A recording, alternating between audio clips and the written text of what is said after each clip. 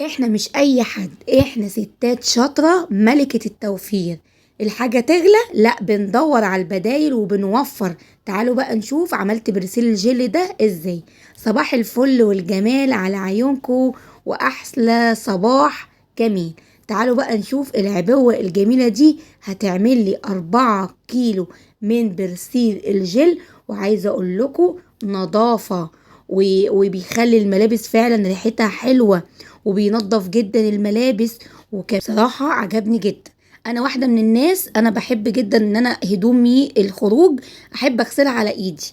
فطبعا عايزة اقول لكم بجد يعني بينظف الهدوم جدا، بيزهزهها، ما بي مش بيبهت الهدوم، بالعكس حلوة قوي قوي قوي. يعني بصراحة المنتجات دي عجبتني جدا، من الصابون، من المطهر، من الدوني، من البرسيل جل.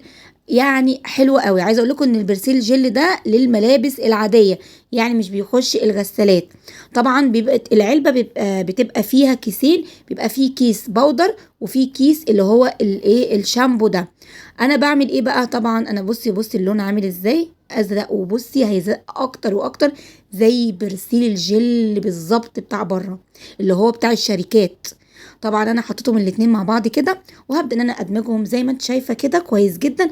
وطبعا الشفشق بتاعي بيبقى فيه 2 كيلو ميه، فهحط الاول بالتدريج 2 ثم هحط 2 تاني، يبقى كده انا عملت 4 كيلو من البرسيل الجل. عايز اقول لك سوبر التوفير، وفر معايا العبوه دي ب25 جنيه، رخيصه جدا جدا. وزي ما قلت لك هتلاقيها على الصفحه بتاعتهم في الفيسبوك، او كمان هتلاقيها عند اي بتاع منظفات. ومش شرط بس تلاقي دكتور كلين، انا بصراحه انا جربت منتجات دكتور كلين عجبتني. بس انا هجرب برضو في منتجات تانية زي هاي لوكس، وزي في منتجات تانية هنجربها ان شاء الله الفترة الجاية مع بعض. فهنشوف ان شاء الله بقى إيه الاحسن ايه.